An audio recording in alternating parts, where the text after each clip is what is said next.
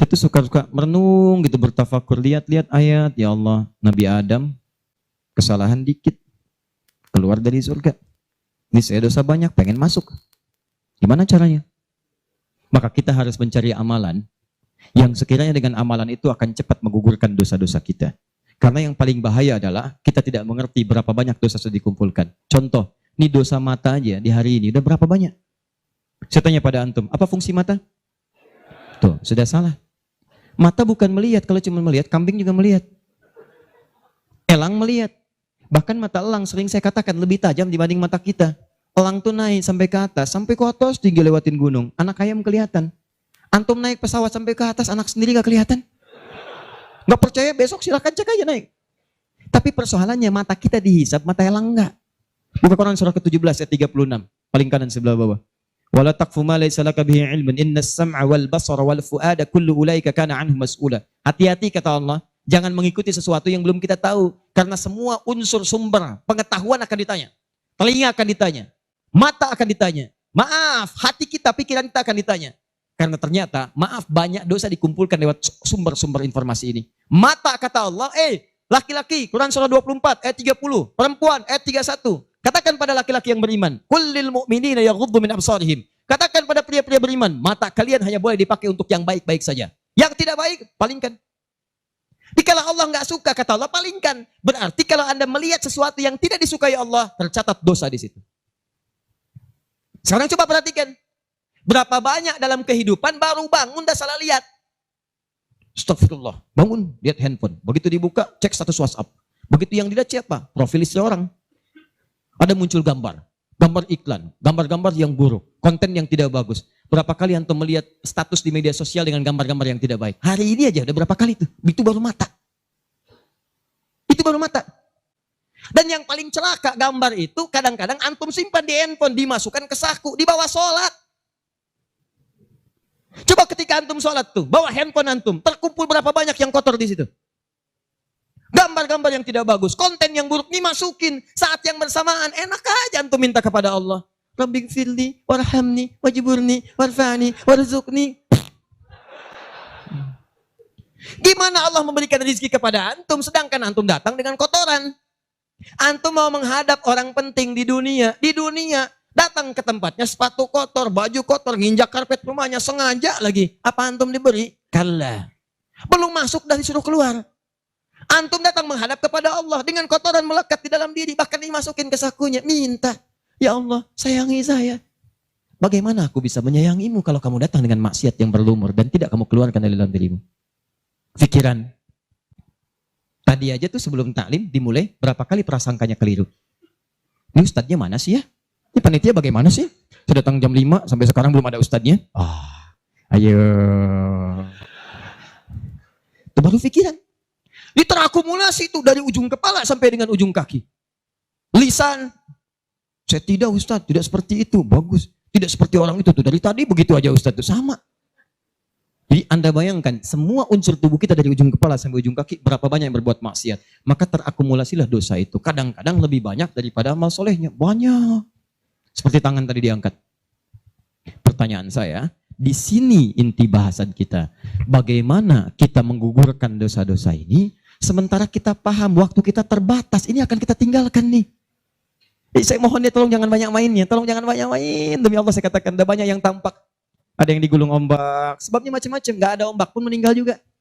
Ada yang kena gempa, dipertontonkan di hadapan kita untuk memberikan tanda, hari ini mereka, besok kamu. Hari ini kita antarkan orang lain ke alam kubur, besok Anda akan diantarkan untuk masuk ke penginapan berikutnya. Maka mohon maaf, jangan banyak bercanda di sini. Ada alam setelahnya. Nah persoalannya, yang di sini nggak dibawa, ini yang kita bawa nih, cuman 2. Kalau nggak bawa pahala, bawa dosa. Maka sebelum kita pindah ke sini, gugurkan dulu. Karena kalau sudah pindah ke sini, tidak ada kesempatan yang kedua untuk menggugurkan ini yang telah banyak terkumpul saat di dunia. Nah, karena waktu kita terbatas, kita tidak tahu kapan akan pulang. Mungkin yang merasa sekarang hidup untuk berkepanjangan, tiba-tiba pulang dari sini, mungkin pulang menghadap Allah Subhanahu wa Ta'ala. Pertanyaannya, Ustadz, apakah ada amalan yang sifatnya cepat, singkat, tapi pahalanya begitu banyak melimpah untuk bisa menutup dosa-dosa yang berlumur yang pernah kami kerjakan? Itulah yang akan kita bahas pada malam hari ini. Jadi ini inti bahasa yang akan kita keluarkan, amalan cerdas dengan pahala melimpah untuk menutup dosa-dosa yang kita kerjakan dalam waktu yang cukup singkat. Paham sampai sini? Nah, ini mukadimah kedua, baru kita masuk pada isinya. Saya coba hapus dulu ya. Oh, biar saya aja, biar pas yang hapusnya. Ya. Nah, ini caranya Mas. Nah, apa-apa, ini biasa. Kedatangan pertama, datang sendiri, nangin sendiri, nulis sendiri, ngapus sendiri. Ya. Kadang dibantuin, salah hapus, kita tulis lagi. Luar biasa. Masya Allah. Baik. Amalan itu banyak. Salat, sedekah, infak, dan amal lainnya. Tapi persoalannya, waktu kita terbatas. Begitu mengerjakan, ada yang wafat. Begitu belum mengerjakan, ada juga yang meninggal. Sekarang kira-kira, yang pahalanya banyak saat dikerjakan, yang kalau itu didapatkan, dosa-dosa banyak dihapuskan. Jadi kalau yang tadi biasa ngapus satu, ini langsung. Begitu dikerjakan, wah 1000 pahala datang, 1000 dosa gugur. Apa saja amalan itu?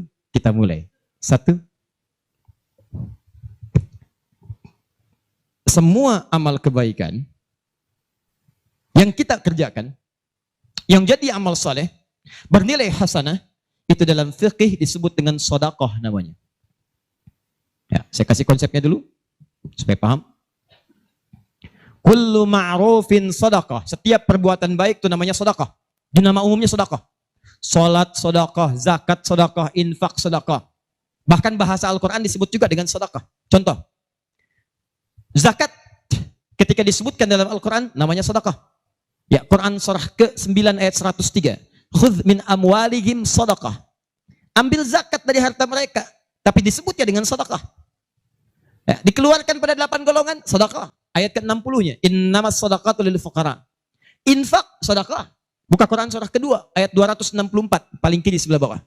Ya ayyuhalladzina amanu la tubtilu shadaqatikum bil manni wal adha. Jangan kalian batalkan sedekah-sedekah kalian dengan perbuatan yang merusak. Apa contohnya? Kalladzi yunfiqu malahu ria'an nas, seperti orang infak yang ria. Jadi infak disebut dengan sedekah. Di semua perbuatan baik kita, salat kah, haji kah, umrah kah, puasa kah, semua namanya sedekah dalam fikih. Nah, sedekah ini kemudian oleh Nabi dibagi kepada 2 bagian. Ya. 1, ada sedekah yang saat dikerjakan itu pahalanya terus ngalir tuh. Terus mengalir. Bahkan dahsyatnya, maaf sekali, orangnya wafat pun tuh pahalanya terus datang sampai dengan kiamat. Di sepanjang di muka bumi ini belum kiamat, maka pahala akan terus datang, ngalir. Dalam bahasa Arab sesuatu yang mengalir disebut dengan jariyah. Maka muncul istilah sedekah jariyah. Sedekah jariyah. Ya, maaf, asalnya bukan amal jariyah, sedekah jariyah. Ya, sedekah jariyah, bukan istilahnya amal jariyah. Sekarang kalau mau nyebut amal jariyah pun dibenarkan. Cuma kalau di Arab, amal jariyah itu begini nih. Ya, kalau di Arab sekarang, antum jalan, tiba-tiba sedang ada perbaikan, ada lubang. Maka sedang diperbaiki ini, ada tulisan kasih papan, afwan amal jariyah, amal jariyah. Maaf, ada pekerjaan jalan mengganggu Anda lewat.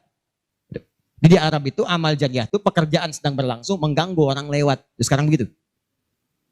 Ya. Makanya kalau ada orang naik ke bis bawa kotak gitu kan, mau minta-minta maaf Pak, amal jariyah, betul, ganggu orang lewat. Ya. Benar secara bahasa, tapi secara makna ini yang paling tepat. Yang kedua, ada yang sifatnya sedekah thabitah. Yang pahalanya berhenti di situ, tetap selesai seketika. Thabitah. Jadi begitu Anda kerjakan, dapat pahala sampai situ aja. Begitu selesai pekerjaan, selesai pahalanya. Thabitah, tetap selesai di situ. Maka kalau kita ingin cerdas, kata para ulama, semua dosa-dosa kita ingin dihapuskan, ditutup. Dihapus, hapus. Maka Anda mesti keluarkan apa saja jenis-jenis sedekah jariyah itu. Supaya ketika selesai kita kerjakan, pahalanya tetap mengalir untuk menutup dosa-dosa kita. Maka kita akan fokus kepada amalan-amalan yang ini, yang saat dikerjakan, pahalanya terus mengalir. Tapi jangan lupa, hati-hati, yang ini pun dibagi 2 lagi. Awas. Pelan-pelan. Jadi kita sepakati kita ambil yang ini satu. Untuk malam ini. Yang kedua, yang ini. Ini pun dibagi dua lagi. Ada amalan sedekah tsabita saat dikerjakan pahalanya datang saat itu. Tapi yang paling menarik, ada nilainya kecil, ada nilainya besar, banyak. Kalau dikerjakan ada yang nilainya cuma 10 aja. Tapi ketika Anda kerjakan yang kedua ini, ada yang 700, ada yang 70.000, ada yang 700.000 sekali dikerjakan. Sekarang kita akan keluarkan amalan apa saja yang saat dikerjakan itu pahalanya melewati batas yang standar ini. Jadi saat dikerjakan bukan 10 poinnya, tapi lebih daripada 10. Amalan apa saja itu pada sedekah tsabita dan amalan apa saja yang jariyah yang kita bisa keluarkan dan menggugurkan dosa-dosa kita. Sepakat sampai sini? Baik. Satu. Kita langsung ke poinnya. Untuk yang sedekah tsabita, amalan standar yang tetap. Yang biasa-biasa, contoh, misal, sholat, begitu dikerjakan sekali, dapat 10. Selesai sholatnya, selesai pahalanya. Jelas? Tapi beda ketika antum mengerjakan sholat berjamaah. Ya. Dia tsabita, tapi pahalanya berlipat. Tsabita, tapi pahalanya berlipat. Baik, saya mau tanya pada antum, sholat sendirian 10, sholat berjamaah berapa? 27. Maka kalau Anda ada ajakan berjamaah, sekalipun misalnya di tempat itu tidak ditemukan masjid, sedang di kantor, ada teman misalnya, alih-alih Anda sholat sendirian dan tidak bisa menemukan masjid, kenapa nggak ajak teman Anda untuk berjamaah? Walaupun cuma 2 orang. Beda pahalanya teman-teman sekalian sampai 17. Yang satu 10, yang satu 27. Karena sholat berjamaah itu hadisnya dibagi 2. Ada hadis yang mengajak ke masjid, ada hadis yang masjidnya nggak ada, cuman bisa berjamaah. Sholatul jamaati afdalu bin sholatil fardi bisa bin wa isyrina darajah. Sholat berjamaah lebih utama daripada sendirian. 27 jamaah di sana sifatnya umum. Kalau ada di masjid, usahakan ke masjid. Kalau nggak bisa ke masjid karena alasan syar'i, maka yang penting jamaah. Saya suka bingung nih, ini kan di rumah kamar banyak. Tempat luas. Kenapa kok bisa di rumah ada 5 orang? Ini ada istri, ada suami, anaknya 2, asisten rumah tangga 1. Kok bisa ini sholat di kamar yang ini sholat di kamar yang ini sholat di ruangan yang ini? Kenapa di rumah itu nggak kumpul satu tempat berjamaah? Pahalanya 27. Satu kedua, 500 tahun. 2 ketiga, 500 tahun. Jadi kalau antum sedang lupa-lupa tuh, ingat-ingat dosa. Daripada milih sendirian cuma 10, berapa dosanya pada saat itu? Boleh jadi pahala sholat antum 10, tapi dosanya pada hari itu 20. Tuh. Bagaimana cara nutupnya? Maka biasakan naikkan. Jamaah. 1, sholat berjamaah. Karena itu panggilan-panggilan sholat dalam Al-Quran seringkali menggunakan bentuk jamaah. Silahkan cek. Panggilan sholat pertama Al-Baqarah ayat ketiga. Alladzina yu'minuna bil ghaib wa yuqimun, tunaikan dengan orang banyak, bentuk jamak. Mereka tunaikan dengan orang banyak, kerjakan dengan banyak orang. Makanya kalau bisa berjamaah, kenapa mesti sendirian? Jelas sampai sini? Kalau antum ke masjid itu lebih banyak lagi. Tadi sudah saya jelaskan, datangnya dapat 25, masuk masjidnya, i'tikafnya, macam-macamnya. Makanya kalau sudah ada panggilan jamaah untuk ke masjid dan antum bisa mengerjakannya, demi Allah saya katakan, jangan tinggalkan. Jangan tinggalkan. 1. 2. Saya sebutkan yang banyak saja supaya agak cepat. 2. Membaca dan menghafalkan Al-Quran. Membaca dan menghafalkan Al-Quran. Amalan kelihatannya sederhana, tapi pahalanya begitu berlimpah. Insya Allah. Tahan sebentar. Tadi kalau sholat sendirian, berapa pahalanya? 10 sholat. Baca Quran, bukan sekali baca, 1 hurufnya 10. 1 huruf. Dalilnya At-Tirmidzi nomor hadis 2910. Perhatikan kalimatnya. Man qara'a harfan min kitabillahi falahu asyru hasanat. Siapa yang bisa membaca 1 huruf saja dari kitabullah, dia mendapatkan padanannya 10 kebaikan. Nanti saya tuliskan rumusnya nih. Lihat baik-baik, ini enggak sembarangan dia, ini enggak sembarangan. Siapa yang baca 1 huruf saja dari Al-Quran, dia akan mendapatkan 10 kebaikan setiap hurufnya. Walam aqul alif lam mim harfun. Saya tidak katakan tulisan alif lam mim itu satu huruf, bukan. Alif lam mim dibaca satu huruf, bukan. Walakin alifun harfun, lamun harfun, mimun harfun. Tapi setiap alifnya 10, lam 10, mim 10. Walikuli harfin asyru hasanat. Dan setiap antum bacakan satu hurufnya 10 kebaikan, 10 pahala. Jadi kalau saya bacakan alif lam mim, dapat berapa? Belum tentu. Belum tentu. Lihat sini, saya tunjukkan cara bacanya. Sebagian kita mengira itu kecil, tapi menurut Allah itu luar biasa. Perhatikan baik-baik. Lihat sini. Tahan. 1, 2, 3. Baca. Alif lam mim. Baca lagi, Pak. Bagus. Ada lagi yang bisa dengan tajwidnya yang lebih bagus? Siapa lagi? Boleh, silakan angkat tangan.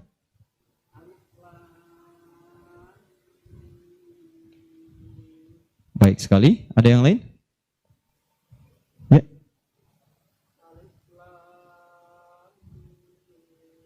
Bagus. Dikit lagi. Ada yang lain? Satu lagi. Masya Allah.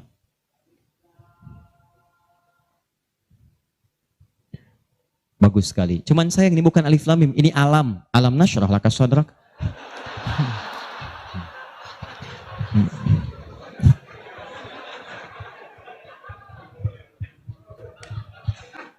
Saya mau katakan, kalau Quran ini seperti tuduhan orientalis dan orang-orang menuduh Quran buatan Nabi Muhammad, padahal dulu tidak ada harakatnya, maka semua kalimat ini yang tertulis begitu akan dibaca sama. Tapi Masya Allah, yang satu alif lam mim, yang satu dibaca alam. Alam nasyrah laka sadrak. Alam tara kaifa fa'ala rabbuka bi ashabil fil. Tapi tiga-tiganya memiliki kesamaan dalam bentuk tulisan. Perhatikan baik-baik. 1, 2, 3. Kata Nabi, lihat. Jangan katakan alif lam mim satu huruf, tapi alifnya satu, lamnya satu, mimnya satu. Walikuli harfin asyru hasanat. Setiap hurufnya 10 kebaikan. Jadi kalau saya bacakan alif lam mim, ada berapa huruf? Kalau hitungan kita biasa, maka kita akan lihat 1, 2, 3. Tapi kalau antum belajar ilmu arud itu diantaranya ilmu salah satu ya, untuk bisa menuliskan apa yang diucapkan, bukan apa yang tertuliskan lewat simbol. Dan itulah teman-teman sekalian menjadi ukuran banyaknya pahala yang kita dapatkan. Tahan. Di ilmu bahasa Arab ada 4 cabang ilmu. 1 nahwu, 2 sharaf, 3 balaghah, 4 arud. Ini yang utama. Arud dibagi ke 16 cabang lagi, namanya bahar. Ada bahar tawil, ada rajaz, ada madid, ya, dan seterusnya. Tawilun lahu dunal bukhuri fadailu, fa'ilun mafa'ilun, fa'ilun mafa'ilun.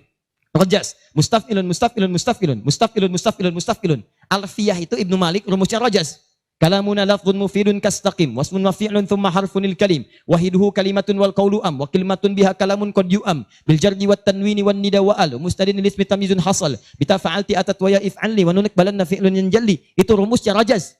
Tapi jangan antum heran, banyak orang mendalami kaidah ini untuk membuat puisi Arab. Lupa kalau ilmu ini bisa digunakan untuk membaca hadis-hadis Nabi. Dalam ilmu arud, jangan antum menghitung apa yang tertulis, tapi hitung bagaimana itu dibaca lewat bunyi yang terdengar. Perhatikan baik-baik. Ini tadi huruf apa? Alif. Maka cara menulisnya begini. Alif. Kata Nabi, alif. Nih. Berapa huruf? Setiap hurufnya 10. Jadi dari sini saja ada 1, 2, 3. Dapat berapa? Belum tentu. Karena ini hamzah. Tuh. Ha, mim, zal, ta. 1, 2, 3, 4. Jadi dari sini aja ada berapa? Belum tentu kan ini ha tuh. Ha, 3. Anda yang suka menghitung maka akan mendapatkan pahala sesuai hitungan. Anda yang berniat ikhlas karena Allah maka Anda akan mendapatkan lebih daripada apa yang Anda hitung. Rumus ini ditemukan di Quran surah kedua ayat 261. Paling kiri sebelah atas.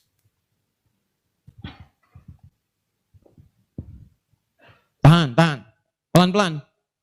Ini rumus adanya di ayat infak. Tapi cara menerapkannya di semua kategori cara kita beramal. Orang kalau berinfak tahunya dapat 700. Matsalul ladzina yunfiquna amwalahum fi sabilillah kamatsali habba. Orang yang infak di jalan Allah seperti menanam satu benih. Ambatat sab'a sanabil. Satu tumbuh jadi 7 tangkai. 1 kali 7, 7.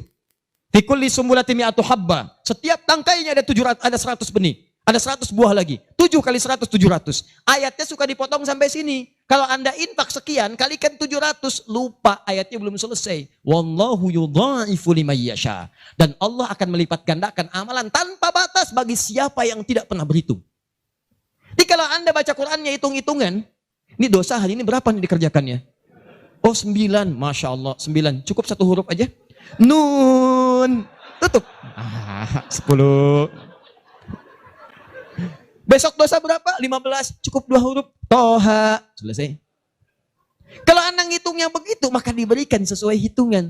Tapi kalau Anda tidak pernah berhitung, Allahu Akbar. Anda tidak tahu alif lam mim itu mungkin nilainya 30, mungkin 300, atau bahkan 3 juta, atau lebih daripada itu. Makanya kami sarankan, kalau Anda bisa mendekat kepada Al-Quran, maka tolong agendakan setiap hari. Semua sahabat itu punya agenda, Pak. Antum kenal gak Utsman bin Affan? Oh, iya. Situ tidak, sana ngangguk. Coba di Semarang kenal Utsman bin Affan. Luar biasa. Tapi nggak apa-apa, masih bagus. Kemarin saya baru dari Sukabumi, Hubud Dunia. Ada yang kenal Fir'aun. Ini masih untung Utsman. Tuh lihat ya. Utsman itu bukan cuman cerdas dalam urusan bisnis dunia, tapi tijarah akhiratnya itu luar biasa. Utsman paham, saya di dunia boleh kaya, tapi di akhirat bagaimana status saya? Maka beliau siangnya mengumpulkan harta dunia untuk ibadah, malamnya mengumpulkan pundi-pundi akhirat. Demi Allah saya katakan, Utsman itu di antara sahabat yang disebutkan oleh Imam An-Nawawi bersama Abdurrahman bin Auf, bersama Tamim Ad-Dari, yang diikuti kemudian oleh Imam Asy-Syafi'i generasi setelahnya, jauh setelahnya, itu punya amalan kalau malam terbiasa menghatamkan Al-Quran dalam tahajudnya. Khatam Quran. Kaya, sahabat Nabi, menikahi 2 putri Nabi. 1 meninggal, dan menikah lagi. Disebut Dzun Nurain. Kayanya luar biasa. Asetnya setelah 15 abad sampai sekarang masih ada. Yang hebat, siang-siang jadi orang kaya, malam-malam jadi hamba yang sangat taat dan kaya akhirat. Coba, bandingkan dengan kita sekarang. Menantu Nabi, bukan. Kaya, nggak sekaya Utsman. Tuh, status dunia belum sempurna. Status akhirat masih belum maksimal. Ya antum sebetulnya maunya apa? Utsman sholat malam, ngikut Nabi, kaki bengkak. Antum pengen ke surga Firdaus malam, mata bengkak. Ya. Ini nih. Ayo update. Ustadz, tapi kan saya belum lancar. Tambahkan hadisnya, lipatkan nomor hadis 2920. Awas, lihat kalimatnya. Walladzi yatata'ta wa huwa alaihi syaq falahu ajran. Siapa yang memulai menghafal, membaca, siapa yang mulai membaca Al-Quran tidak lancar, terbata-bata bacanya, mengejaknya. Orang baca alif lam mim, dia alif lam mim, falahu ajran, maka dia mendapatkan 2 kali lipat dari orang yang lancar. Orang lancar misal 30, dia 60. Terima kasih ya Allah, kalau begitu besok saya nggak lancar aja bacanya. Oh, bisa. Itu tidak lancar yang direncanakan. Yang lancar diikuti oleh malaikat ma'asyafaratil kirabil barara. Yang belum lancar diapresiasi karena perjuangan kesungguhannya, bacaannya dapat nilai, perjuangannya mendapatkan nilai di sisi Allah Subhanahu wa ta'ala. Karena itu saya sarankan, maaf, mulai sekarang antum bikin kurikulum. Nih, 1 tadi, bikin table begini. Nih. Saya katakan pada teman-teman juga yang di Bekasi, yang di Jakarta, ya, saya kasih 2 amalan dulu nih. Mulai sekarang, antum bikin begini. Tahan ya, teman-teman sekalian. Nanti saya sampaikan bagaimana seorang Mu'adz, orang Mesir, baru kecil belum balik sudah menyiapkan amalan ini. Punya program. Nih, harinya, nomor 1, 2, 3, dan seterusnya. Ini misalnya harinya apa besok. Amalannya apa?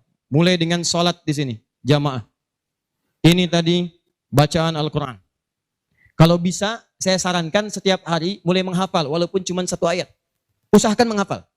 Demi Allah saya katakan, pahala menghafal Quran lebih banyak daripada baca. Paling minimal 4 kali lipat. Karena itu ayat menghafal disebutkan 4 kali dibandingkan ayat baca. Silahkan cek Quran surah ke-54. Ayat 17, ayat 22, ayat 32, ayat 40.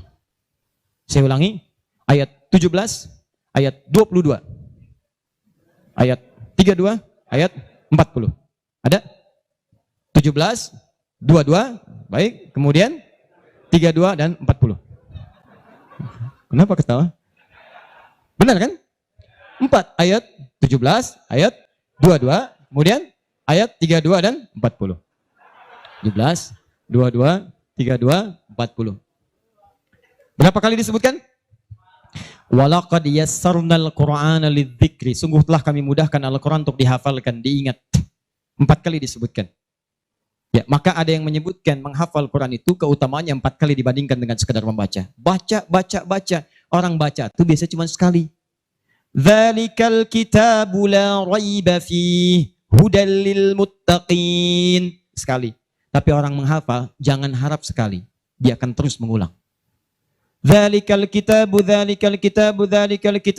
raiba fihi la raiba fihi Dzalikal kitabu la raiba fihi Dzalikal kitabu la raiba fihi hudan lil muttaqin Dzalikal kitabu la raiba fihi hudan lil muttaqin Dzalikal kitabu la raiba fihi hudan lil muttaqin. Pertanyaan saya, berapa banyak pahala didapatkan?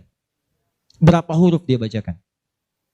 Makanya kalau antum ingin melipat gandakan pahala dengan banyak, dalam satu hari antum punya agenda. Boleh antum baca, misal target sehari saya baca misal 1 halaman dan hafalkan 1 ayat.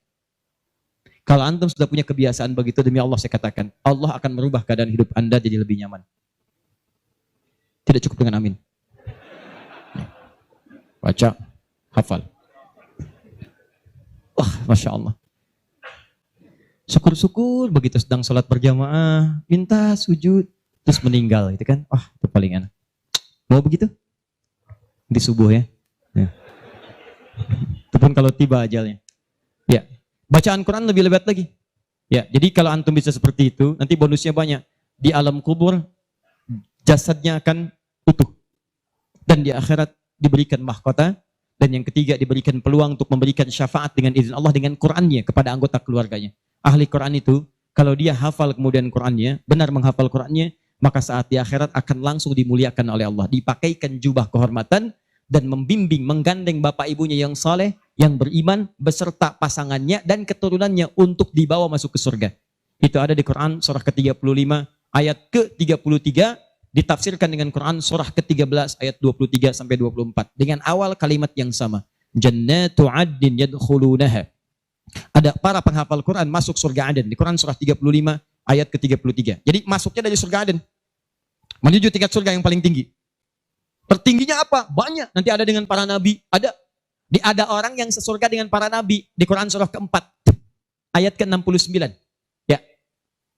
Wa may yuti'illaha wa rasul fa ulaika ma'al ladzina an'ama Allahu 'alaihim minan nabiyyin. Ada orang-orang yang masuk surga, orang taat kepada Allah dan Rasul. Taat sekali. Saat di surganya, semua dengan Nabi. Sesurga bersama semua Nabi. Jadi ada beberapa Nabi, ada semua Nabi.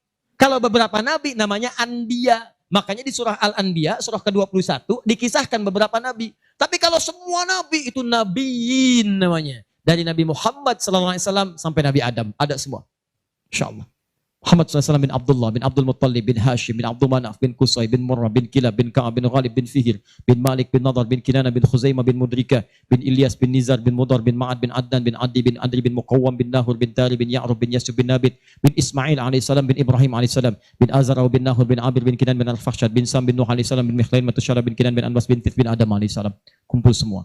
Jauh Nabi Ibrahim ke kanannya dari Sayyidah Sarah, muncul kemudian Ishak, dari Ishak Yakub, dari Yakub turun Yusuf, dari Yusuf terus sampai dengan ke Musa, ke Daud, ke Sulaiman dan seterusnya, muncul sampai ke Nabi Isa. Nabi Isa bapaknya Imran menikah dengan Hannah, samping kirinya kemudian ada Zakaria. Terus itu semua nabi antum bisa lihat. Masya Allah. Akhi, antum di mana? Surga A dengan siapa? Depan saya, Masya Allah, ganteng-ganteng Nabi Yusuf. Dulu teman kita lihat sinetron ganteng-ganteng serigala. Ini Nabi. Oh, Nabi Yusuf. Oh. Belakang saya Nabi Ibrahim. Kiri saya Nabi yang punya tongkat jadi ular. Nabi Musa alaihissalam. Kanan saya Nabi yang sangat saya rindukan. Nabi Muhammad sallallahu alaihi wasallam. Penghafal Quran. Dia akan masuk, diberikan mahkota. Tafsirnya di At-Tirmidzi nomor hadis 2915.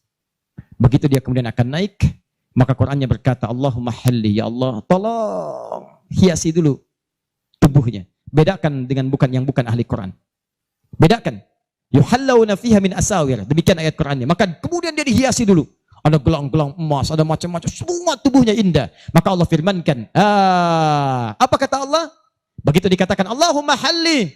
Maka kata Allah, pakaikan mahkota kehormatan. Begitu dipakaikan, ya Allah, berikan pula pada fasilitatornya, kedua orang tuanya, sepanjang mereka beriman, maka dipakaikan di atasnya mahkota yang lebih terang daripada sinar masuk mentari yang ke rumah. Ya Allahumma ya Allah, Allahumma halli, ya Allah tambahkan kepada penghafal, bedakan dengan fasilitator. Fayulbasu ilaihi libasul karamah, maka dipakaikan jubah kehormatan. Begitu dipakai jubah itu, kemudian difirmankan, waqar, fa inna akhira qiraatika akhiru manzilatika. Sekarang kamu masuk ke dalam surga dengan bacaan Quran yang biasa kamu bacakan saat di dunia. Akhir tempat tinggalmu, disitulah ditunjukkan pada akhir bacaan Quranmu.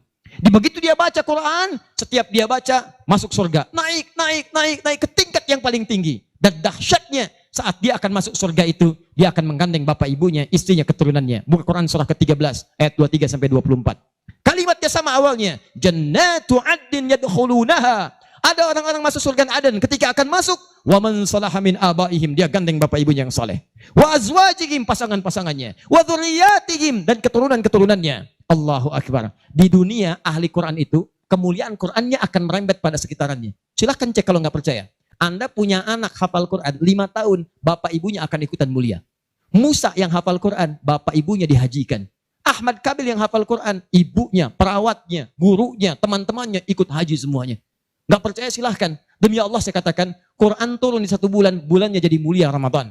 Quran turun di 1 malam, malamnya jadi mulia Lailatul Qadar. Quran turun di 1 hari, harinya jadi mulia hari Jumat. Quran turun di bawah malaikat Jibril, Jibrilnya jadi menjadi mulia, penghulu para malaikat. Quran diturunkan pada Nabi Muhammad, naik status jadi Sayyidul Anbiya wal Mursalin. Quran turun di Mekah, Mekahnya bercahaya. Quran dibawa ke Madinah, Madinah munawwarah. Demi Allah, Quran tidak pernah singgah dimanapun kecuali orang itu dan tempat sekiranya akan jadi mulia. Kalau di Semarang ini, antum bikin halaqah Quran, di Semarang ada berapa hafid di setiap tempat, demi Allah saya katakan akan terjadi perubahan di tempat itu. Semua akan mulia. Jadi begitu digandeng bapaknya, ibunya, wa azwajihim, pasangannya, wa dzurriyyatihim, anak-anaknya, cucunya masuk. Begitu masuk diparadekan, wal malaikatu yadkhuluna alaihim min kulli bab. Semua malaikat menyambut mereka di depan pintu surga, mengatakan salamun alaikum bima sabartum. Selamat, Anda telah sabar saat di dunia, menyiapkan bekal untuk pulang. Sabar menghafal Quran. Itulah yang disiapkan oleh Muadz. Anak usia 4 tahun, saat saya berada di Mesir, anak ini masih dini, belum balik. Matanya kata orang buta, tapi hatinya begitu bersih. Dia bilang pada ayahnya, abati yuridul Quran. Pak, saya pengen jadi ahli Quran. Saya pengen menghafal. Kata bapaknya, tempatnya jauh, 20 kilo. Kamu ini punya keterbatasan. Gak apa-apa, saya pengen menghafal. Dia belum cerita kenapa dia mesti menghafal. Begitu bapaknya melihat tekadnya kuat, maka dari motor sederhananya dimodifikasi. Depannya, dashboardnya diperbaiki. Supaya bisa menyimpan catatan Quran, lembaran-lembaran mushaf. Jadi begitu berangkat tidak ingin ada waktu yang sia-sia. Di jalan, beliau kemudian di jalan kadang melihat ke bawah. Bacakan Quran, anaknya dengar. Bacakan Quran, anaknya dengar. Begitu sampai di tempat belajar, dia tinggal mendengarkan syekhnya. Perbaiki, baca lagi. Setoran, ulang. Yang paling menarik, setelah berapa lama, anaknya hafal Quran yang tidak melihat diantar hafal Quran, bapak yang mengantar belum hafal. Tapi yang dahsyat, ingat baik-baik. Berlaku hadis Nabi di sini. Siapa yang memfasilitasi pada kebaikan, maka dia mendapat pahala yang sama dengan yang mengerjakan tanpa dikurangi sedikit pun. Itulah hikmahnya dalam ilmu hadis. Kenapa setiap anak ketika meriwayatkan hadis, nama anaknya dihilangkan, nama bapaknya disebutkan. Antum pernah dengar Ibnu Abbas? Nama aslinya Abdullah. Kenapa Abdullahnya dicoret? Disebutkan Abbas bapaknya. Ibnu itu anak laki-laki, Abbas bapaknya, anaknya Abbas. Ibnu Umar, nama aslinya Abdullah. Abdullahnya dicoret, disebutkan bapaknya Umar. Kenapa disebutkan nama orang tua, nama anaknya dihilangkan? Para pakar hadis itu luar biasa untuk menunjukkan bahwa amalan anak ini hasil didikan orang tuanya. Yang begitu diamalkan hadis ini, bukan cuma anaknya, bapaknya pun dapat bagiannya. Abbas itu pengusaha, Abbas itu pedagang, sibuk luar biasa, masih sempat mampir ke majelis Nabi. Cuman nggak selamanya bisa di situ karena ada kesibukan berbisnis. Maka beliau menginvestasikan anak bungsunya namanya Abdullah kecil untuk belajar di majelis Nabi. Boleh saya nggak ikutan, tapi anak saya mesti ikut untuk menyampaikan ke keluarga. Maka disimpan di situ. Anaknya masih muda, kecil, dengar, kadang merangkak, kadang main dan seterusnya. Tapi tahukah Anda, begitu Nabi wafat, anak itu usia 13 tahun. Nabi wafat sudah hafal 2000 hadis. Yang mesti Anda tahu, setiap beliau meriwayatkan hadis, dibuang kalimat Abdullahnya, disebutkan Abbasnya. Karena peran ayahnya yang mendidik dengan baik, maka setiap hadis ini disebutkan Abbasnya dapat, Abdullah kecil dapat. Semuanya dapat. Demikian dengan Quran. Bapaknya mengantar belum hafal, anaknya hafal. Begitu sudah hafal, di sini saya mau sebutkan. Perhatikan baik-baik. Datang reporter Kuwait. Dengar kisahnya. Begitu ditanya, kenapa Anda mau menghafal Quran? Perhatikan jawabannya. Nih, yang mau saya katakan. Saya menghafal Quran untuk mencari bekal bagi saya pulang. Saat saya menghadap kepada Allah sendirian, tangan saya bergetar, kaki saya bergetar. Saya tidak akan ditemani lagi oleh ayah yang mengantarkan saya dalam hafalan. Ibu saya tidak akan menemani, saudara saya tidak akan menemani. Saya akan sendirian bersama Allah. Ini anak masih kecil, mata nggak bisa lihat, belum balik, sudah punya pikiran demikian. Kalimatnya apa selanjutnya? Kata beliau, saya akan katakan di hadapan Allah dengan perasaan gemetar. Ya Rabb, jika memang bekal saya belum cukup untuk mendapatkan ridhamu sampai saat ini, maksudnya surga, maka mohon ya Allah, kurangi siksaan saya di neraka dengan Quran yang telah saya hafalkan ini. Ya Rabb, jika bekal saya belum cukup sampai saat ini untuk mendapatkan ridhamu, saya telah berhafal Quran ya Allah. Saya telah berusaha menghafal Quran untuk saya bawa sampai dengan saat ini. Kalaupun itu belum cukup mendapatkan ridhamu untuk masuk surga, tolong ya Allah, walaupun saya ke neraka, kurangi siksaan saya di neraka dengan Quran yang telah saya hafalkan. Anak buta, mata belum bisa melihat, keadaan demikian, belum balik, dia sudah mencari bekal untuk pulang.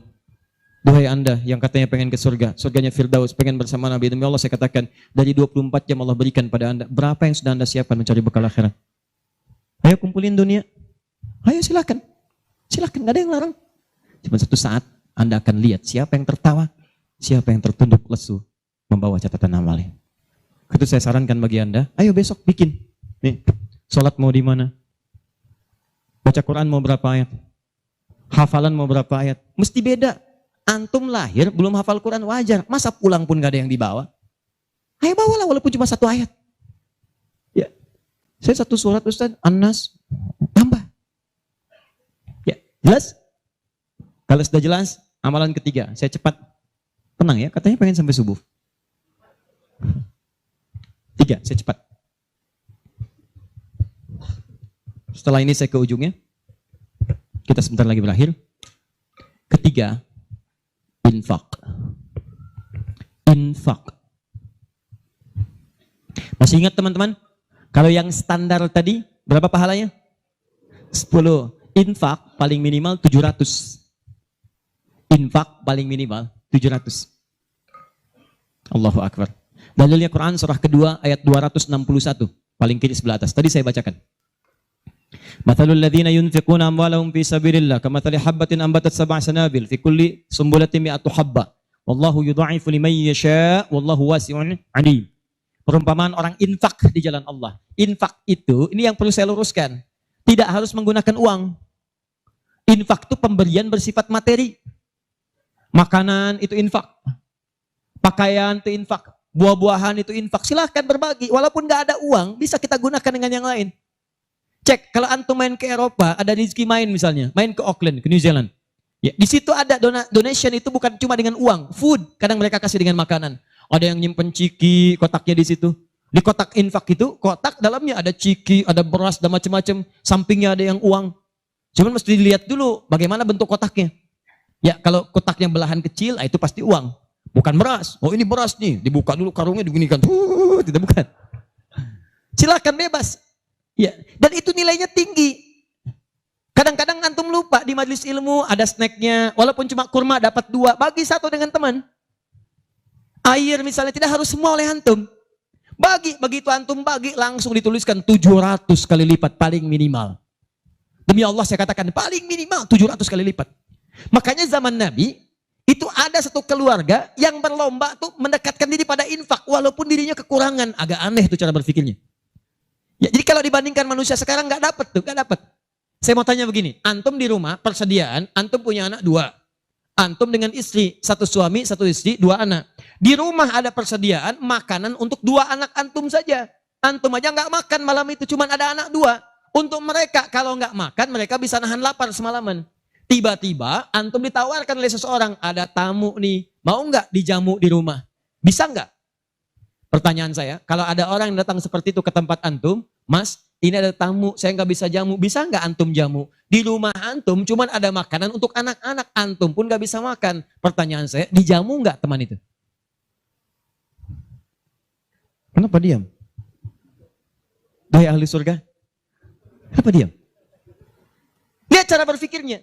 Kalau cara berpikir kita hanya ke makanan saja, maka kita katakan, Ustaz, anak saya aja dapatnya makanan seperti itu, kami pun nggak makan. Bagaimana bisa diberikan pada tamu? Tapi cara berpikir Tolhah dan keluarganya agak beda. Begitu Nabi katakan ada tamu, kita datang langsung angkat tangan. Duluan ngangkat, padahal yang lain banyak yang punya banyak makanan. Tapi cara berpikirnya, kapan lagi saya dapat 700 lebih? Kapan lagi saya dapat diangkat langsung tangannya? Ya Rasulullah saya. Sebelum yang lain ngangkat, angkat tangannya. Maka diantar kemudian ke rumahnya. Sampai di rumah, istrinya dikatakan, duhai sayang, ada titipan Rasulullah. Bahasanya bukan ada tamu, ada titipan Rasulullah. Allahu Akbar. Ada titipan Rasulullah. Maka istrinya langsung membaca, saya paham. Saya bertugas menidurkan anak-anak dulu, tidurkan. Yang suaminya menyiapkan makanan. Begitu sudah jadi kata suaminya kepada tamu tadi, Anda silahkan makan di sini, saya temani dulu istri saya. Gak enak rasanya, meninggalkan sendirian. Begitu temannya makan, dia berpura-pura makan di bilik yang lain. Membunyikan bunyi-bunyi seakan-akan makan. Begitu sudah kenyang, tanpa mukaddimah yang lain langsung pamit. Terima kasih sudah menjamu saya, semoga Allah berikan pahala. Pamit malam itu juga. Begitu selesai pamit, subuh-subuhnya datang menghadap pada Rasulullah pagi-pagi. Apa yang terjadi? Turun ayat Quran surah 59 ayat 9 sampai 10 itu. Walladzina tabawwa'ud dar sampai ke kalimat wa yu'thiruna ala anfusihim walau kana bihim khasasah. Tuh cara berpikirnya. Jadi kalau antum melihat peluang seperti ini enak teman-teman sekalian, banyak sekali. Tidak harus uang, pakaian, makanan macam-macam. Jadi kalau antum beli buah tuh, antum beli 5, di rumah ada 3 orang, berarti antum mesti sadar Allah titipkan yang 2 lagi untuk peluang infak antum. Bukan untuk antum habiskan semua. Kok bisa orangnya cuma 3, beli mangga 5? Siapa yang menggerakkan antum untuk beli 5 mangga? Orang cuma 3, berarti yang 2 lagi itu Allah gerakkan untuk mendapatkan pahala. Ada peluang di situ. Lu kepada siapa ya Rasulullah saya berikan? Kepada siapa ya Allah saya infakkan? Ini yang sering keliru. Kata Allah langsung turun. Fi sabilillah. Yang utama itu 5 dulu. 5. Kalau Anda temukan 5 ini, dia peluang infaknya sangat tinggi untuk diberikan. Siapa mereka ini? Ada di Quran surah kedua ayat 215. Paling kanan sebelah bawah. Yas'alunaka madza yunfikun. Mereka bertanya pada Muhammad SAW. Ya, awas, apa yang harus kami infakkan? Pada siapa? Maka turun jawaban, kul ma anfaqtum min khair. Katakan kalau mau infak mesti yang paling bagus.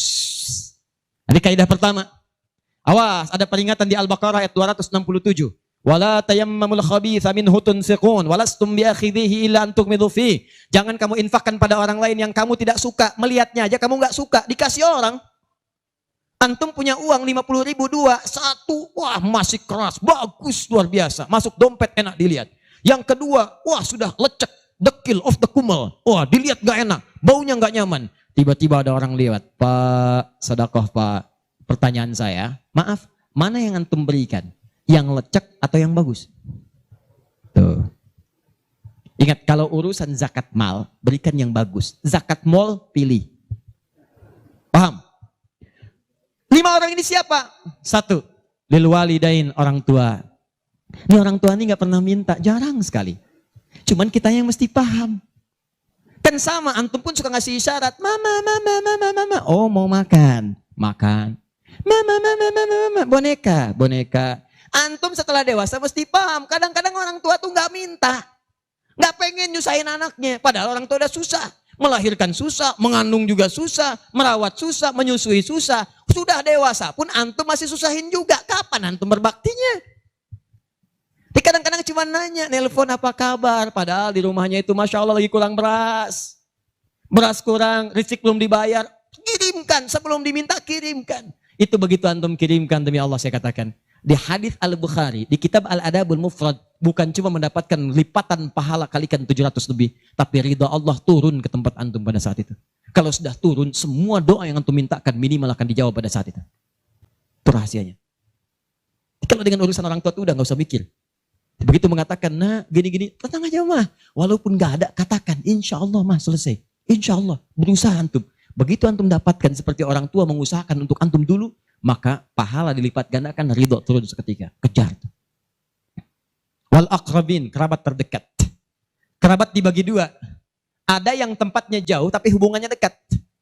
Punya saudara sekandung, tinggalnya di Palembang, antum di Semarang. Ayo kirimkan.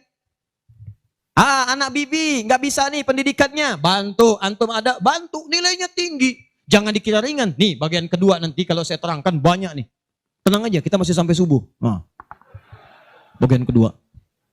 Saya ikutin deh. Antum jual saya beli. Ya, cuman saya beli sampai 9:30. Paham? Ayo akrabin. Yang kedua itu maaf. Golongan kedua akrabin bisa tetangga. Orang yang tidak ada hubungan famili secara mahram cuma tetangga antum. Tapi kalau yang kedua ini, Allahu Akbar, indahnya Al-Quran. Cek oleh antum, silahkan cek. Walaupun beda agama, itu tetap ada peluang infak. Gak ada ketentuan ini kecuali di Quran. Gak ada aturan ini kecuali di hadis. Buka Quran surah ke-31 ayat 15 paling kiri sebelah atas. Ada anak muslim, orang tua belum Islam, belum dapat hidayah. Kata Allah, urusan untuk ibadah pisahkan. Orang tua jangan paksa, doakan dia, silahkan dakwahi. Tapi urusan dunia, wasahibhuma fid dunya ma'rufah. Wa in jahadaka ala an tusyrika bima laysa laka bihi ilmun fala tuti'huma. Urusan ibadah masing-masing, kalau diajak-ajak enggak usah ditaati, tolak dengan cara yang lembut. Lembut. Tapi kalau urusan dunia, bagi. Antum muslim, orang tua belum Islam, antum punya kelebihan. Uang agak banyak, melimpah, makanan ada, bagi. Kata Allah, jangan lihat kemudian kepercayaannya karena dia belum muslim. Bagi. Indah teman-teman sekalian. Dan itu ada pahalanya. Begitu antum berikan, masuk yang halal. Begitu halal masuk kan haram keluar. Kan cara berpikirnya begitu. Halal masuk, yang haram keluar. Begitu keluar, sekat di hatinya terbuka. Karena yang haram itu saat masuk di hadis Muslim, haram masuk naktah sauda, noda hitam. Noda menutup. Kalau masuk jadi daging dia, antum misal, iyadzubillah bukan antum, ada orang lain konsumsi yang haram. Yang haram masuk ke dalam mulutnya, masuk ke tubuhnya, beredar dengan darah. Jadi daging, masuk ke telinga, Quran surah 6 ayat ke-25. Wa fi adhanihim naqra, waqra, di telinganya ada sumbatan. Maka yang haram cepat kedengaran, yang halal susah. Masjid dekat, suaranya dekat, Allahu Akbar, susah. Tapi konser yang macam-macam, yang joget, yang ini, yang itu, nyampe tuh konser di Jakarta, dari Semarang tembus ke sana. Wa ada absarihim ghishawa, masuk ke mata jadi penghalang, nutup. Quran surah kedua ayat ke-7. Gak kelihatan. Orang ke masjid itu bukan gak kelihatan, nampak, cuman gak ada dorongan. Akhi, ayo ke masjid. Ya, alhamdulillah, nanti. Padahal yang besar lewat, kecil lewat. Yang paling aneh itu begini. Kok bisa antum lewat depan masjid, padahal bisa lewat jalan lain? Kenapa Allah antarkan sampai lewat depan masjid? Jadi kalau sudah Allah antarkan ke tempat-tempat yang baik, belum ingat Allah juga, antum mesti diantarkan kemana lagi? Tuh. Kok bisa antum lewat dengar adzan, padahal bisa antum lewat jalan lain, gak kedengaran adzan. Kenapa kemudian yang dengar antum? Kok bisa lewat jalan itu kelihatan mata, padahal bisa ada jalan lain? Kok bisa ngelihat? Kalau Allah sudah berkehendak kebaikan, antum masih belum bisa membacanya, mesti ditanya. Itu pasti ada maksiat masuk. Caranya keluarkan. Kalau yang haram masuk, masukkan yang halal. Maka yang haram akan dihancurkan. Hancur. Kemudian muncul yang halalnya. Kalau halal sudah masuk, maka hati itu akan mudah untuk mendekat kepada Allah. Doakan. Demikian tetangga kita. Jangan dikira tetangga antum yang muslim saja. Mungkin kita ada non-muslim samping kita. Mungkin ada yang Kristen, ada yang Hindu, yang Buddha. Dalam hubungan keduniaan indah. Silahkan berbagi. Apa antum gak pernah dengar hadis Nabi? Siapa yang masak makanan, baunya sampai ke tetangganya, maka bagilah dia walaupun cuma kuahnya. Tapi maksudnya bukan daging yang antum makan, kuahnya antum bagi. Bukan. Tidak. Maksud hadis itu walaupun cuma masak kuah, bagi juga supaya dia tidak negatif thinking, tidak salah paham. Antum gak ada ayam, adanya singkong, cuman dimasak bumbu opor. Bumbunya opor, tapi dagingnya singkong. Dimasak gak antum bagi, tetangga bilang, oh masak opor enak nih, padahal singkong. Dibagi walaupun cuma kuahnya. Tapi pertanyaan saya, apakah hadis itu mengatakan kalau tetangga anda muslim saja? Tidak. Never. Walaupun dia non muslim, masak. Bagikan sebelum dia menghirup baunya, ketuk pintunya. Begitu diketuk dia keluar. Ada apa Pak? Ini ada makanan, walaupun sedikit mudah-mudahan bisa bermanfaat. Bapak baik sekali, terima kasih. Bukan baik, Allah yang memerintahkan saya untuk berbagi. Dan saat itulah kalimat Allah mengalir di hati yang paling bening, menghunjam ke jiwanya. Masuk jadi hidayah. Masya Allah, besok-besok dia ketuk pintu kan, Assalamualaikum. Udah bisa Assalamualaikum tuh. Sebelumnya tidak. Begitu dibuka sambil mengembalikan yang kemarin, ya panci yang kemarin dikembalikan. Pak ini, apakah Allah sudah memerintahkan berbagi lagi hari ini? Oh. Lumayan. Nggak ada aturan kalau bukan non-muslim jangan bagi. Nggak ada, indah dalam Islam itu. Jadi walaupun Anda kasih ke yang non-muslim, pahala dituliskan. Jadi jangan pilih-pilih kalau urusan dunia. Anda masak, di samping Islam, sampingnya lagi Kristen, sampingnya lagi kemudian Muslim, non-Muslim. Bagi yang Muslimnya, yang non-Muslim tidak. Begitu dia ngelihat kelewatan dipanggil Anda. Pak, kayaknya enak makanannya ya. Memang enak Bu, cuman sayang ibu kafir. Oh, kok begitu? Nggak ada. Jadi bagi teman-teman, silahkan. Dan pahalanya ada, indah. Cuman di kita tuh, coba lihat aturan-aturan, antum bang aja deh, kita fikirnya kumpulin lagi. Bab tumbuhan, sekarang kan lagi musim rambutan ya. Rambutan. Tuh, antum di pekarangan ada rambutan, tumbuh. Pohon rambutan, pekarangan antum. Cuman sayang buahnya ke tetangga antum. Pus, ke sini. Maka dalam kaidah fikih disebutkan hakun mushtarak. Ini hak bersama antara antum dengan tetangga. Kenapa? Karena antum keluar rumah kelihatan cuman pohonnya. Dia keluar rumah kelihatan buahnya. Dan yang paling menarik, dia udah lihat buah, daunnya jatuh ke bawah. Dan kadang buah jatuh ke sini, membuat dia kesulitan. Awas, jangan sampai dia cuma ketiban sampahnya saja, antum kedapatan buahnya. Naik ke pohon rambutan, nggak boleh. Apa yang harus antum lakukan? Datangi dia, ketuk rumahnya.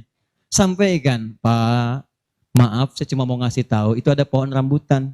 Iya, saya juga tahu, punya bapak kan? Bukan, itu memang pohon saya. Cuma buahnya merambat ke tempat bapak. Terus, itu hak kita bersama. Bapak nggak usah minta, begitu inginkan, ambil aja, silahkan dapatkan. Aturan dari mana itu? Ini Rasul saya yang mengajari, Nabi Muhammad SAW. Bapak keluar, lihat buahnya. Saya keluar cuma lihat pohonnya. Kalau Bapak pengen, ambil aja. Wah, hebatnya Islam. Terima kasih, Pak. Insya Allah. Udah, insya Allah tuh. Ya. Nanti saya ambil. Udah, pergi tuh. Ambilin. Dan kita senang lihat ya. Begitu diambil, pahala. Setiap satu buah, 700 pahala. Setiap satu buah, 700. Masya Allah. Luar biasa. Dan dia kan gak paham fikih. Belum masuk Islam. Besoknya ayam antum main ke tempat dia, ayam. Dia kira hukum ayam sama dengan rambutan. Nabinya umat Islam baik banget. Kemarin ngirim rambutan, sekarang ayam. Pokoknya. Mungkin ayam itu akan menggendong antum ke surga. Ya? Infak tuh. Nah, pertanyaan saya, antum punya agenda berapa untuk infak tuh? Coba lihat, kadang-kadang kan ada anak yatim samping.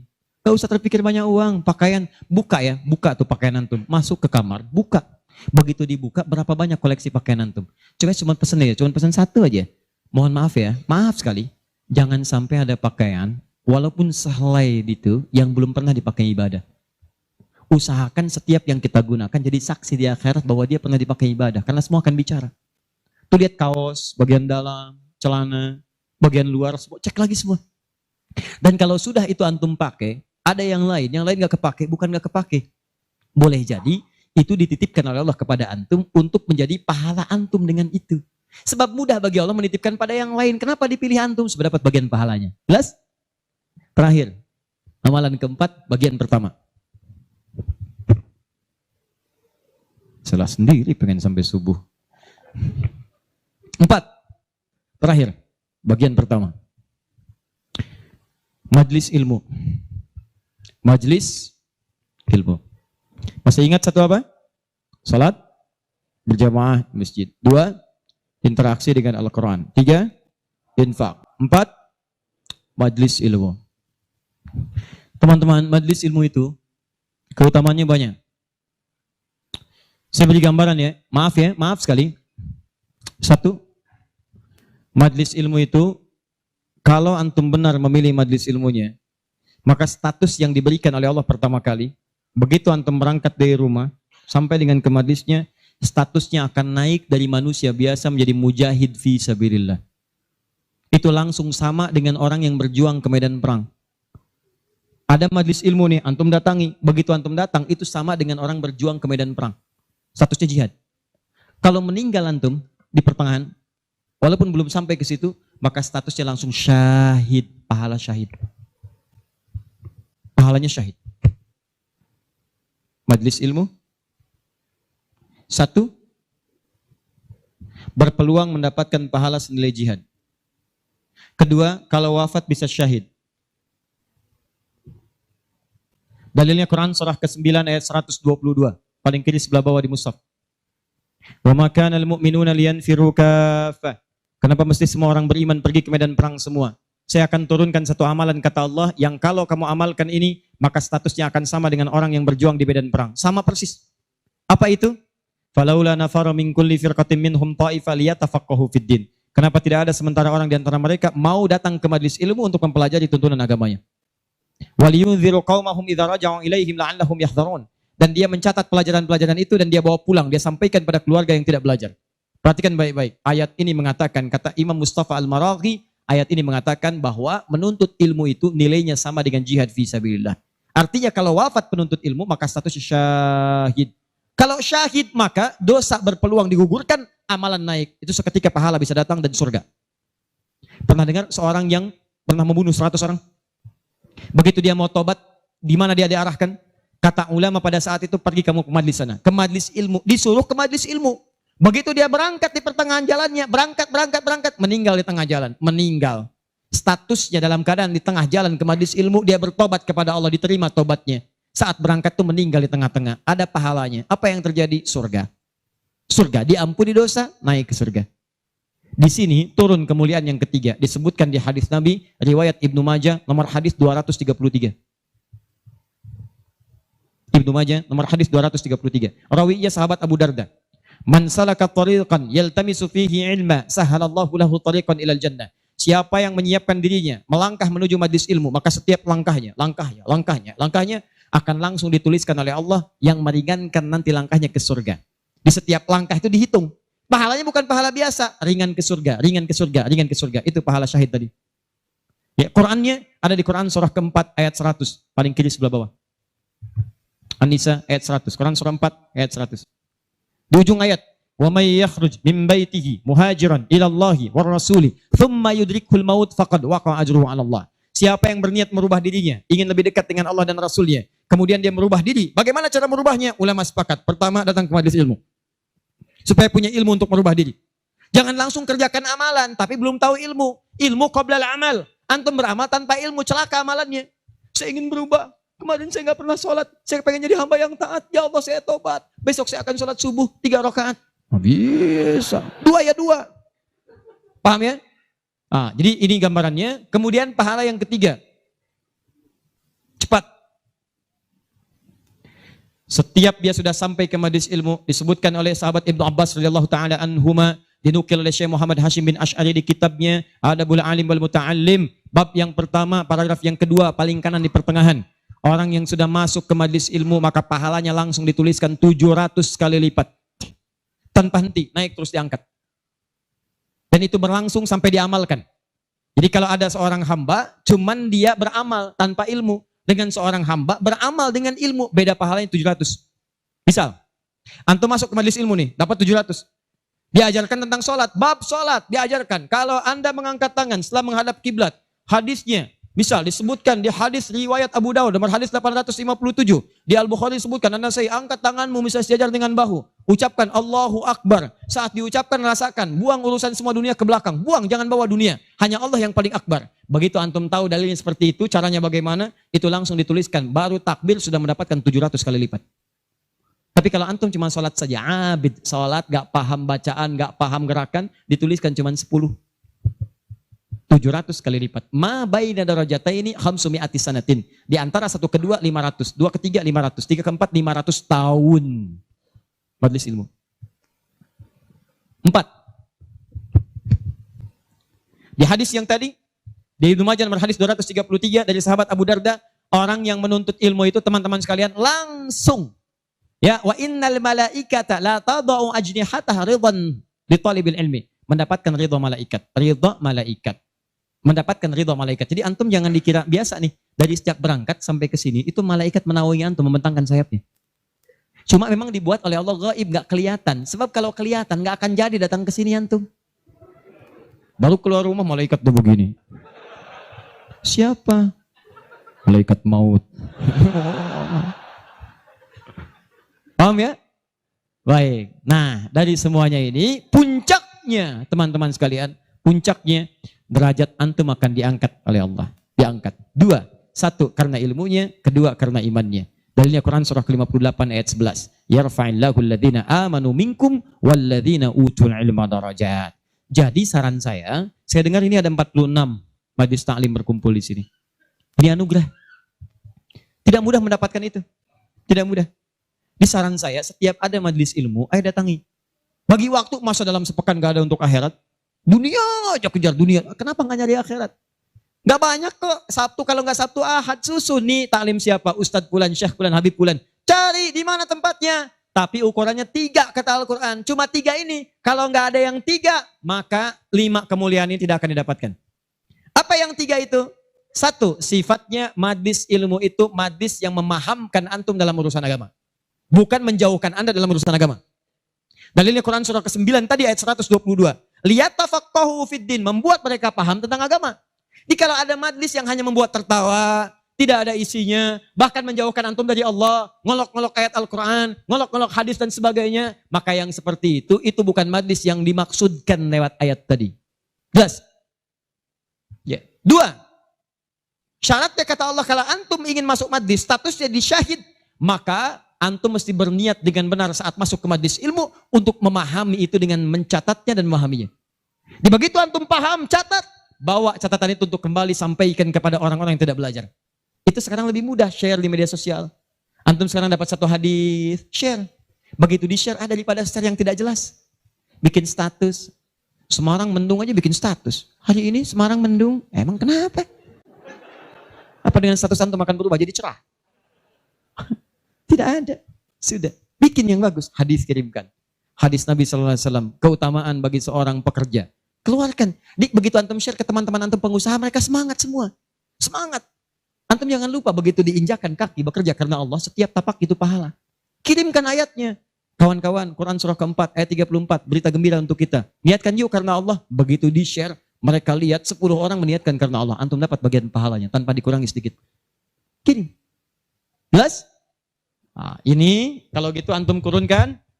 Majlis ilmu mana di sekitaran Semarang? Siapa ustadznya, siapa syekhnya yang bisa mengangkat iman, bukan cuma datang, bisa mengangkat ilmu. Ya, lihat. Ini saya sedikit detilkan nih. Maaf ya, sedikit aja. Saya sedikit detilkan. Mengangkat ilmu dan iman itu bersamaan disebutkan. Yarfa'illahu alladhina amanu minkum walladhina utul ilma darajat. Jadi kalau ada majlis imannya mengangkat tapi ilmunya tidak, maka ini pun belum seimbang. Atau ilmunya luas tapi iman gak kerangkat. Ini jadi masalah. Apa ciri orang terangkat imannya? Maka dia gemar menunaikan amal soleh. Maka jika anda menemukan majlis-majlis mendorong anda mengerjakan amal soleh, ikuti majlis itu. Dan saya katakan pada anda, kalau materi saya tidak membuat anda dekat dengan Allah, membuat anda terbuat untuk beramal soleh, tinggalkan saya. Cari ustadz yang lebih baik. Saya bukan ustadz seperti yang disyarat oleh Al-Quran. Cari majlis lain. Tapi cari ustadz-ustadz yang membuat anda dekat dengan Allah. Cari. Kedua, ilmu anda meningkat. Ilmu meningkat itu apa cirinya? 2 cirinya. 1, dengan ilmu itu memudahkan anda ibadah. Misal, sholat. Belajar sampai paham bacaan dan gerakan sholat. Supaya mudah ibadahnya, khusyunya dapat. Ini kan ada sindiran di Quran, kata Allah, banyak orang sholat gak paham bacaan dan gerakan sholat. Ayo jujur, katakan pada diri sendiri. Sampai sekarang malam ini, berapa persen bacaan sholat yang antum pahami? Jangan-jangan anda sholat tapi gak ngerti yang dibaca. Bagaimana bisa khusyuk? Ruku gak ngerti, sujud gak paham. Bagaimana bisa khusyuk sholatnya? Antum minta rezeki, isa aja 4 kali. Warzukni, minta rezeki. Habis sholat minta lagi. Ya Allah mohon berikan aku rezeki. Yang tadi apa saat sholat? Warzukni. Ya bagaimana kita bisa mengerti apa yang diucapkan kalau kita tidak belajar? Makanya cari. Nah mengerti itu bahasanya paham, fikih. Makanya ada kitab sholat namanya fikih sholat, fikih umrah, fikih haji. Belajar sampai paham. Tuh lihat berapa banyak sekarang yang umrah tapi nggak paham yang dikerjakan. Putar. Sekarang kadang suka sedih gitu. Apalagi banyak yang ria. Ria itu kan menggugurkan amalan. Begitu disampaikan habis amal. Ini ada yang jual kebun, jual tanah nyampe sana nggak ada nilainya. Sekarang orang aja tawaf sampai live. Subhanallah, alhamdulillah. Kelihatan di sana, kelihatan. Pindah kiri, la ilaha illallahu akbar. Tuh, kenapa nggak dipahami? Dan tawaf itu indah. Kalau antum benar tawafnya, dijanjikan oleh Allah doa apapun seketika dikabulkan. Itu rahasianya di Quran surah 19 ayat ke-47 sampai dengan 49. Ada rahasianya. Makanya kenapa dari Hajar Aswad ke Maqam Ibrahim? Itu doa intinya. Subhanallah, alhamdulillah, wala ilaha illallah, Allahu akbar. Dari makam Ibrahim sampai rukun Yamani bebas mau pakai bahasa apapun. Nanti dari rukun Yamani pakai dengan Hajar Aswad, kenapa menggunakan Rabbana atina fid dunya hasanah? Itu ada maknanya. Bebas antum. Mau pakai bahasa Indonesia juga silakan. Mau pakai bahasa Jepang, bahasa Sunda, bahasa Jawa, bebas silakan. Minta. Kadang kasihan, minta enggak, yang dibaca enggak paham dan sebagainya. Ada tuh dulu waktu saya tugas di Saudi 2010. Ini hebat walaupun tidak harus ditiru begitu caranya, tapi dia benar. Dia minta dengan bahasanya. Di multazam dia mau, ya Allah, hamba mohon ya Allah, hamba datang ke sini minta, enggak banyak, cuman minta berikan jodoh. Hamba belum menikah ya Allah, mohon karuniakan jodoh terbaik. Depan Ka'bah di multazam, tiba-tiba datang perempuan tinggi, putih, hidungnya mancung, langsung ditunjuk kasih contoh. Kayak gini ya Allah. Saya beneran tuh, nggak bercanda.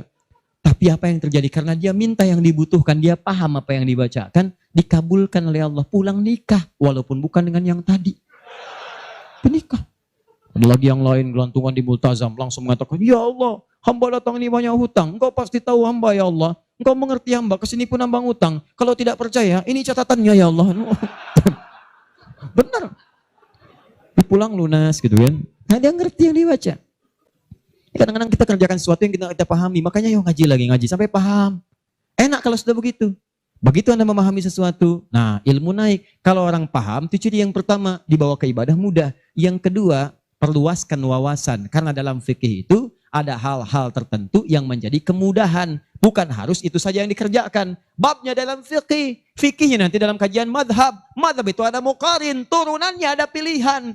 Pilihan-pilihan itu membuat kita lebih mudah. Ada yang tanpa pilihan, satu dalil, satu contoh. Itu artinya semua dipandang bisa. Contoh, angkat tangannya, begitu ngangkat tangan, langsung letakkan yang telapak kanan di punggung yang kiri. Angkat, Abu Daud misalnya. Begitu Anda angkat, fawadha yadahul yumna lal yusra, letakkan yang kanan telapaknya di punggung yang kiri. Antara mengangkat dengan meletakkan pakai fa, harfu atfin rabitin baina syai'aini bila hudud. Paham? Harfu atfin huruf sambung, rabitin yang mengikat baina syai'aini antara dua hal. Pekerjaan pertama dengan yang kedua bila hudud tanpa jeda. Pertama mengangkat tangan, kedua meletakkan. Antara mengangkat dengan meletakkan tanpa jeda, angkat langsung letakkan. Letakkan yang telapak kanan di punggung yang kiri, letakkan, selesai. Ini satu dalil, satu contoh. Nah kalau sudah satu dalil, satu contoh, kita nggak usah kreatif. Misal, tapi saya tidak bermaksud menyalahkan ya. Kalau ada, silahkan dapatkan dalilnya, sampaikan dan saya pelajari. Angkat misalnya, letakkan langsung. Gak enak Ustadz. Masa kiri duluan? Kanan kan bagus. Kiri kan kurang bagus. Kenapa nggak kanan dulu baru kemudian masuk kiri? Jadi angkat Allah, masuk kanan, kiri, baru begini. Kadang-kadang kaki naik dikit. Ya, angkat. Nah ini, yang seperti ini, kalau saya prinsipnya, kalau belum menemukan dalilnya, maka cukupkan pada itu saja. Makanya cuma satu dalilnya. Silahkan cek. Di kitab hadis palsu pun, saking palsunya tidak akan ditemukan. Dan kabar gembira, pemalsu hadis pun tidak tertarik memasukkan hadis ini, saking jelasnya. Jelas. Silahkan cari. Saya pernah lihat di koleksi kitab hadis, ada 1.235 kitab hadis. Cari nggak ketemu. Saking jelasnya gitu kan. Ya ini satu. Tapi kalau ada pilihan, itu artinya, maaf, umat itu dipandang tidak semua bisa mengerjakan satu yang sama. Maka silahkan pilih yang memudahkan antum. Misal dalam sujud, ini antum mau sujud nih, dari inti dalam sami Allah liman hamidah, akan sujud. Kan cuma dua caranya. Kalau tidak dengan lutut, dengan telapak tangan. Ayo, yang pakai lutut siapa? Mau sujud pakai lutut dulu. Yang pakai telapak tangan? Yang nggak pakai lutut, nggak pakai telapak tangan, angkat tangan ayo. Nah ini dia. Ini saya serius nih, di Bekasi pernah kejadian suami istri nggak tegur sapa semalaman gara-gara persoalan ini. Suami pulang dari kantor macet nyampe rumah lewat isya, yang ke masjid sholat di rumah, begitu sholat yang turun lutut duluan. Istri melihat, begitu selesai tanpa muqaddimah, istri langsung berkata, papa sholatnya tidak sesuai sunnah. Kenapa mah? Harusnya telapak tangan duluan, bukan lutut. Papa menjawab, mama yang nggak tahu hadis. Padahal dua-duanya nggak tahu hadisnya. Satu ngaji di guru A, dua guru B. Besoknya datang. Begitu datang, saya cuma senyum, Pak, Ibu tahu nggak? Itu kan ada di kitab yang sama. Di Sunan Abu Daud. Yang pakai lutut, nomor hadis 838. Paling kanan sebelah bawah. Riwayat dari sahabat Wa'il bin Hujur. Yang pakai telapak tangan, sebelah kiri paling atas. Nomor hadis 840 sampai 841. Riwayat sahabat Abu Hurairah. Oh, Gak pakai Baca. Begitu dibaca, idza sajadta fala tasjud kama yabrukul ibil falyadha rukbatai qabla yadai. Jika kamu ingin sujud jangan duduk seperti duduknya unta. Kalimatnya ibil, ya, unta masih umum. Maka letakkan lututmu sebelum telapak tanganmu.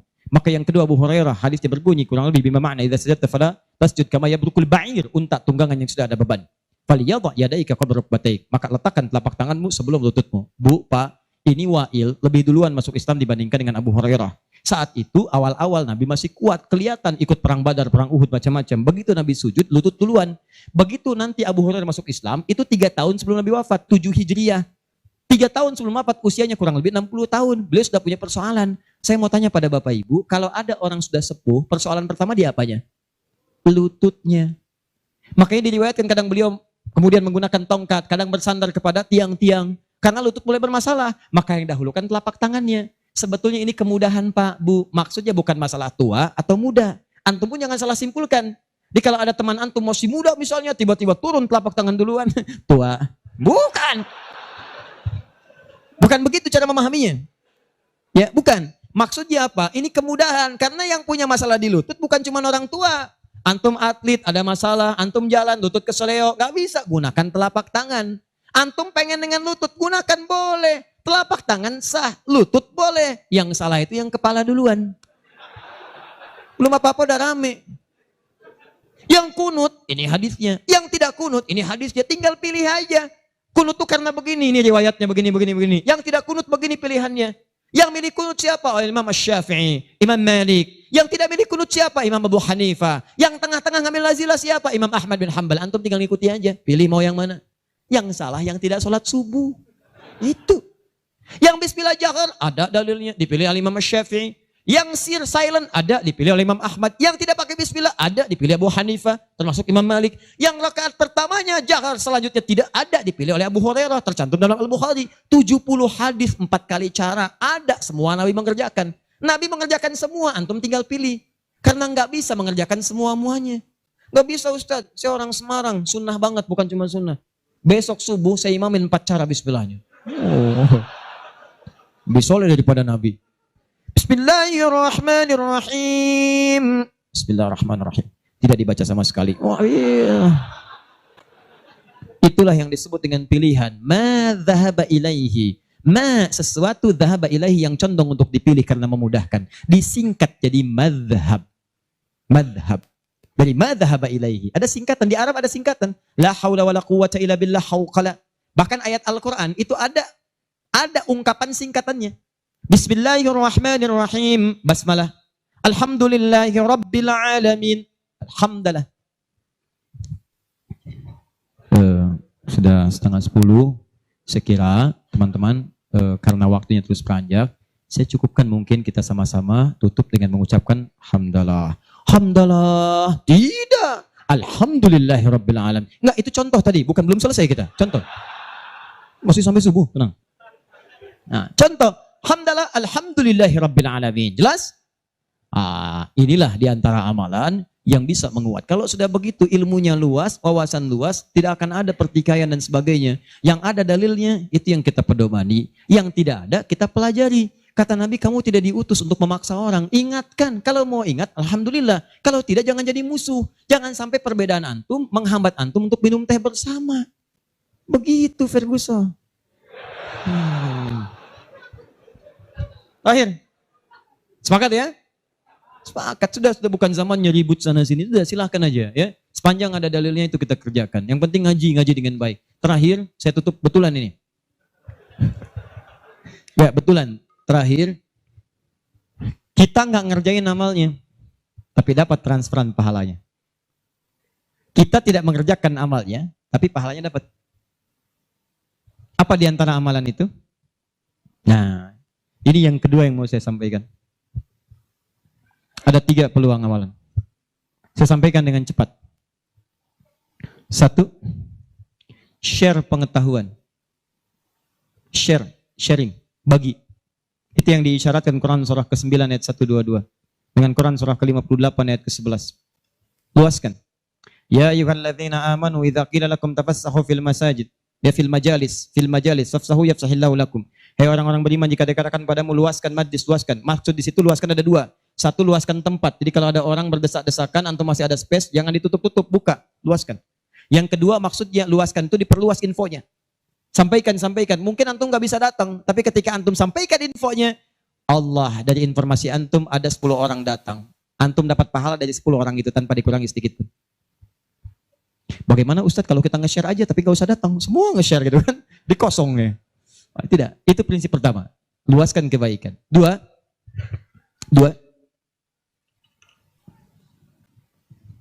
Berinfak dengan harta pada amalan berganda. Berinfak dengan harta pada amalan berganda. Maksudnya sedekah jariyah. Contoh, tadi kan saya contohkan 4 kan? 4 ya? Masih ingat tadi? Di antara 4 itu, bukankah ada interaksi dengan Al-Quran? Baca, menghafal ya? Nih, antum punya modal 50.000, pengen infak. Dengan uang itu, disarankan langsung lewat petunjuk Nabi, cari dengan 50.000 itu yang menghasilkan keuntungan terus berlipat. Walaupun antum gak mengerjakannya. Saya beri contoh misalnya. Berikan kepada orang yang tadi mengerjakan pahala berganda sedekah jariyah. Misal penghafal Quran. Ada orang punya 50.000 diberikan kepada orang dengan bentuk makanan. Yuk makan. Dimakan oleh orang itu. Dia sholat. Begitu dia sholat dengan energi tadi antum dapat pahalanya. Begitu energinya hilang pahalanya selesai.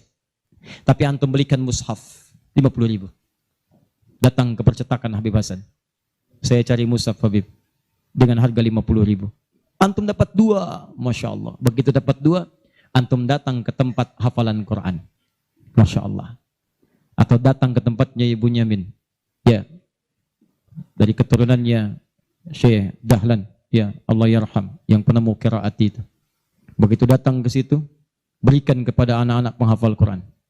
Atau ke tempat-tempat penghafal Quran, datang ke Yanbu, ke Kudus, berikan. Modal cuma 50.000, mushaf 2 diberikan kepada penghafal Quran. Tadi sudah saya katakan dari awal, hafal Quran itu penghafal nggak akan pernah menghafalkan dengan satu bacaan, dia akan mengulang-ulang.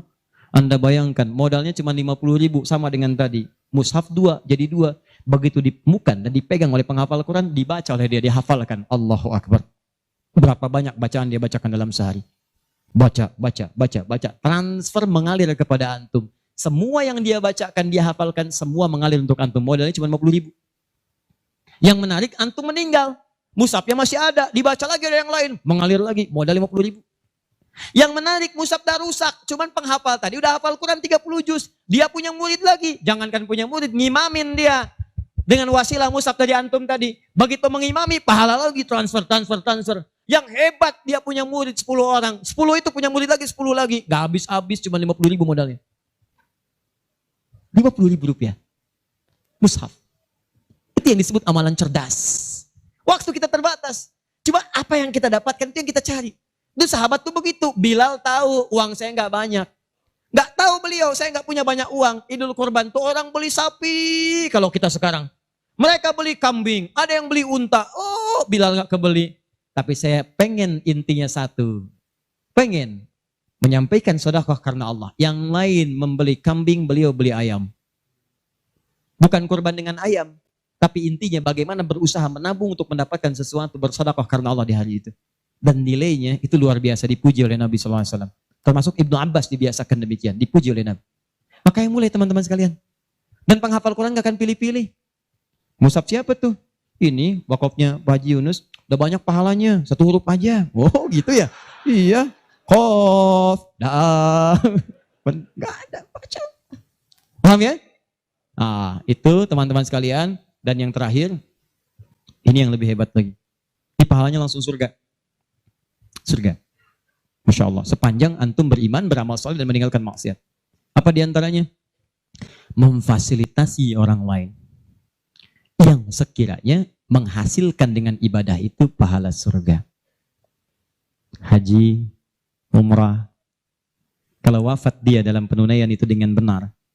Maka al-hajjul mabrur. Laisa lahul jaza illal jannah. Haji mabrur tidak ada pahala yang setimpal kecuali surga.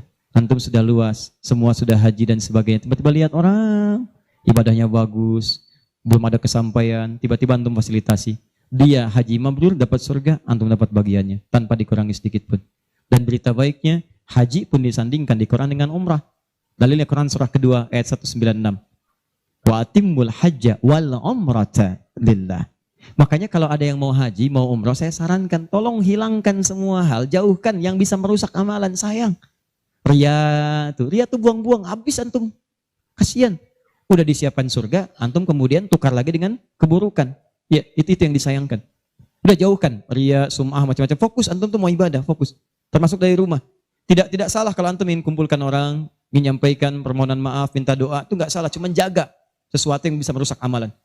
Ya, antum kumpulkan warga komplek untuk ngasih tahu, mohon maaf besok saya akan berangkat umrah. Mohon maafkan saya banyak dosa supaya saya tenang di sana beribadah. Dan tolong mohon doakan supaya kami diterima umrahnya. Ini umrah pertama kami.